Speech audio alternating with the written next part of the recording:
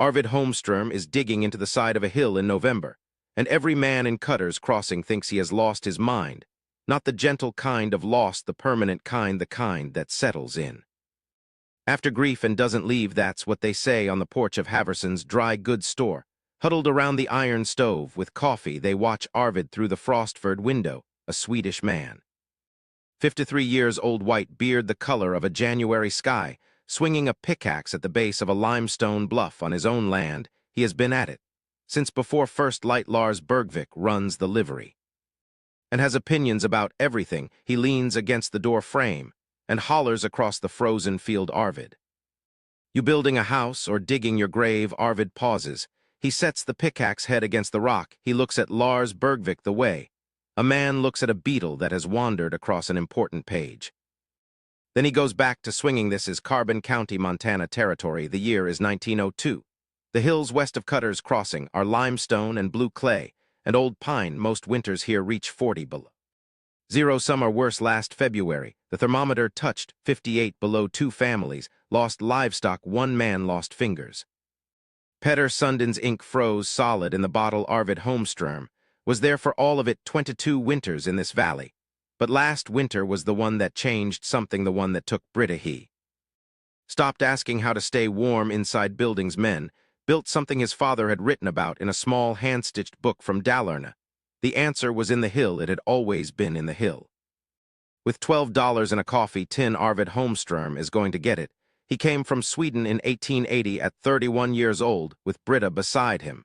The hand-stitched book contained 3 generations of observation, cramped Swedish script about materials, and cold, not from poverty, not from laziness, from the accumulated knowledge of men who watched neighbors freeze. Arvid read that book the way other read scripture. He and Britta built their homestead cabin in 1881, timber frame, square and proper. But Montana winters are not interested in solid. They seek the thin places. Every winter Arvid banked the walls with straw and hung oilskin on the inside. Britta never complained. She was a small woman with enormous reserves of grace. She baked bread every Thursday. She kept their cabin warm in ways beyond the stove. She died in January of 1901, not from the cold directly, but from pneumonia that the damp drafts encouraged. The doctor rode back to Billings. Arvid sat alone, understanding he had built the wrong thing for this land for 11 months. He read his father's book again. This time he read it as a man truly lost. He read of a man in Sweden who built against limestone, finding the temperature steady through the seasons. At the bottom of the page, his father's note was underlined twice. Earth does not lie. In August of 1902, Arvid touched the limestone bluff. Even in the summer heat, the rock was cool. The stone was steady, patient. He walked home and began drawing plans for his new world. The cave comes first, because the cave is the heart of everything. Arvid is not digging a hole. What he is doing is considerably more sophisticated. Neighbors riding past on the road lack the vocabulary, so they fill the gap with laughter. The limestone bluff maintains a temperature at depth of approximately 42 degrees. The earth is warm like a sleeping animal, radiating ancient heat from its core. Below 6 feet, Montana's ground never drops below freezing, no matter the air above. Thermal mass absorbs heat, slowly buffering against extremes in both directions. Arvid is going to build a room 30 feet into that hillside, a workshop with a stone floor and a vaulted limestone ceiling. The cave acts as the thermal engine for the timber vestibule. Double walls of logs packed with lurstock will trap still air. Still air is one of the finest insulators known to man. 2 solid walls with still air between them. He has calculated that the interior should stay 50 degrees warmer than outside air during a Montana blizzard. He has written the number down and stared at it for a long time because it seems impossible. But the earth does not lie. He knows this now. He picks up the pickaxe. He begins the cave. Work takes 3 weeks, and the 3rd week nearly breaks him. He is 12 feet in when he strikes the hard seam. Not limestone anymore. A shelf of quartzite. The pickaxe rings off it and sends vibration up his arms, so severe he cannot feel his hands. He has to stop and crouch over a small fire inside the cave entrance until feeling returns. Even so, the next morning, he can barely grip the handle. He spends 2 days gaining 8 inches. He does the arithmetic by candlelight and understands the cave will not be finished. He sits on the cold stone floor with his back against the limestone wall and holds his bruised hands. The candle throws amber light on the rock 42 degrees he hung a thermometer and checked it every morning. He puts his palm against the back wall and counts to 60. The stone warms slightly to his skin. He picks up the breaker bar. The quartzite has natural seams. If you study it in the right light, he changes his method, working seams with cold chisel and mason's hammer, patient as water following each crack, prying out fist-sized sections. It is slower yet faster by. The third day he is moving again. He does not tell anyone about the quartzite. There is no one to tell. Cave work costs more than planned. Tools take damage. He needs a new 7 to 9 cent pickaxe blade. Creek bank clay is too sandy. He ranges farther east for the right deposit, losing 2 half-days. Cave finished. He has $9 left. He needs lumber, glass, hardware, and lime for mortar. He proposes a deal to Torkel Haverson 3 cords of red pine against credit for supplies. Torkel remembers Britta's kindness. He pulls out the well-worn ledger. We'll settle to the cent, Arvid says, walking home with the sledge loaded with lumber and glass. He passes Lars Bergvik's livery. Lars and a crowd, including young Casper Drude, watch him still at it. How deep's the grave now? Deep enough to pull the lid over. Lars calls, you know what they say about a Swede who argues with a mountain. The mountain wins every damn time. Casper Drude calls. Arvid looks at the livery chimney. Smoke, heat, purchased with labor, rising wasted into a sky that does not need it. He clicks his tongue at the horse. The sledge moves on, leaving the laughter behind in the freezing air. In the second week of December, the temperature drops to 31 below. Arvid keeps working through the darkness and gray. He works in the dark, coffee in a tin cup. 2 candles in the cave. He sleeps 4 or 5 hours. The double wall goes up in sections, 2 layers of timber with a 4-inch gap, looking wrong to any passerby. Casper Drude rides past and pulls his horse up to stare. Arvid, your walls are coming apart. They were never together. Casper asks why there is a gap. Arvid sets down his ads and looks at him. You know what the best insulator in the world is? Boy, Casper shrugs. Wool. I'd reckon wool works because the fibers trap air and hold it still. My walls trap 40 square feet of still air. Casper looks at the gap, then at Arvid. He opens his mouth, closes it, and rides on the Lurstock mixture. Goes into the gap in late December. Clay and straw packed in layers left to cure. Arvid has been collecting clay since October. He mixes it in a wooden trough with his hands. The smell is clean, green, and ancient. The smell of 1,000 years in the cold farmhouses of Sweden. He fills the gap in sections, working from the bottom up. His hands are gray with clay to the elbow. The cold is constant. Some mornings the water in his mixing trough skins over with ice. While he works, Christmas of 1902 passes without ceremony. Arvid spends the day hanging the 3-inch solid pine door. The door is faced with tin and hung on hand-forged hinges salvaged from the old barn gate behind the door.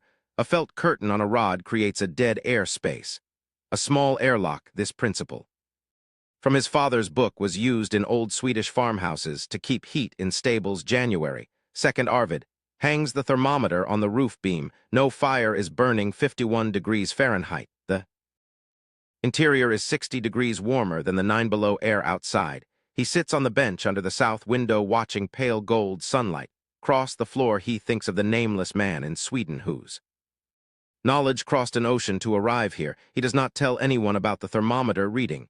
He is not ready for that conversation, yet January is quiet. Arvid cuts wood against the 3 cords. He owes Torkel Haverson. February arrives like a debt collector. Rumors of a massive storm begin to spread. The old Crow woman trader pauses at the road's edge on a Wednesday morning. Storm coming, big one. She looks at the bluff. You built right. Arvid lights the small iron stove to cure the last of the Lurstock mortar. He fills every vessel with water and banks the vestibule walls with snow. He checks the door seal in the dark, feeling for drafts. There are none. He is ready. The storm hits Wednesday at dusk with 40 mile-per-hour winds. This is the part the old men talk about for 30 years, not because blizzards are unusual in Carbon County. The wind comes first, 40 miles an hour, running like a continuous roaring weight of air. The snow follows horizontal, flying. By Wednesday night you cannot see the building across the road. The thermometer outside Haverson's store, 41 below at dawn, 51 below at noon. Still falling. Lars Bergvik's livery drops to 22 degrees inside with 2 stoves burning hard. Lars and Matthias take turns at the stoves, burning through their winter wood. By Friday morning, Matthias goes out bundled to the eyes. He makes it back, but loses feeling in his feet. The Haverson's store holds up better, but Torkel admits later he could see his breath even with the stove glowing red. 3 families in the outlying homesteads have water lines that freeze and burst under the pressure of the cold. The Druid's root cellar door is torn from its hinges by the screaming northwest wind. On Friday afternoon, Casper fights the storm to rig a canvas replacement, losing his small finger to frostbite before he finishes. By Friday evening, the thermometer outside Haverson's reads 58 degrees below zero. Arvid Holmström lit the small iron stove on Wednesday evening for 2 hours. He has not lit it since Friday morning, the storm at its worst, 58 below zero. Outside, a temperature no man can survive for long. Arvid wakes, puts on wool socks, and walks to the thermometer. On the roof beam in the amber lamplight, 61 degrees Fahrenheit. He looks at the 60-degree reading for a while, absorbing the silence. He looks at the felt curtain behind the door, which hangs perfectly still. No draft, no vibration. The wind is just a distant, harmless fact. He makes coffee and opens his father's book. He reads Saturday at noon.